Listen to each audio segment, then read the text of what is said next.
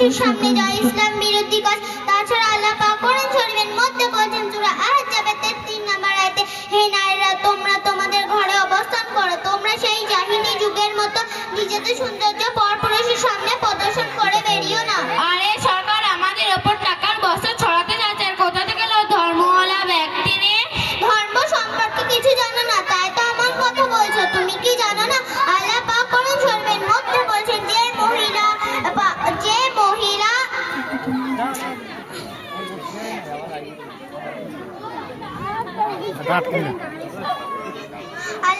আল্লাহ তাআলা কোরআন শরীফের মধ্যে বলেছেন যে মহিলা নিজের দৃষ্টিনত রাখবে,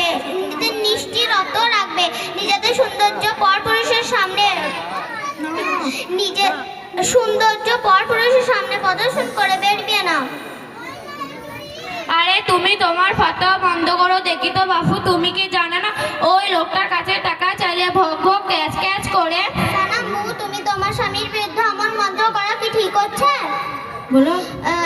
তুমি কি জানো না আল্লাহ পাক কোরআন শরীফের মধ্যে বলেছেন স্বামী তোমাদের পোশাক স্বরূপ আর তোমরা তোমাদের স্বামীর পোশাক স্বরূপ। আর নবীজি সাল্লাল্লাহু আলাইহি ওয়াসাল্লাম হাদিস শরীফের মধ্যে বলেছেন যে মহিলা 5 ওয়াক্ত নামাজ আদায় করবে, স্বামীকে খুশি রাখবে, স্বামীর সঙ্গে উচ্চ সুরে কথা না বলবে, সে মহিলা কিয়ামতের দিন জান্নাতে প্রবেশ করবে। মন্তব্য করবো না তো কি করবো? তুমি কি জানো না ওই লোকটার কাছে ওই লোক চোখ গরম করে, আর কার গরম দেখে লক্ষ্মীর ভান্ডার বছরে 12,000 টাকা পেয়ে আমার বছরে হাত খরচ চলে যাবে, আর পর্দা করে ঘরে বসে থাকলে কি হবে? সানা মুবু, এরকম কথা বলো না। তুমি কি এই দুনিয়াতে সারা জীবন বেঁচে থাকবে? না। তাই এই দুদিনের দুনিয়ার জন্য এত চিন্তা করছো কেন? আর যেখানে আমাদেরকে সারা জীবন বেঁচে থাকতে হবে সেই পরকালের জন্য তোমরা কি করছো? তুমি নবীজি সাল্লাল্লাহু আলাইহি ওয়াসাল্লাম বলেছেন দুনিয়াটা মুমিনদের জন্য জেলখানা আর কাফেরদের জন্য জান্নাত। আর আমরা যদি আল্লাহ পাকের হুকুম মেনে চলি, আল্লাহ পাকে বিশ্বাস করি, তাহলে আমরা জান্নাতে প্রবেশ করতে পারবো।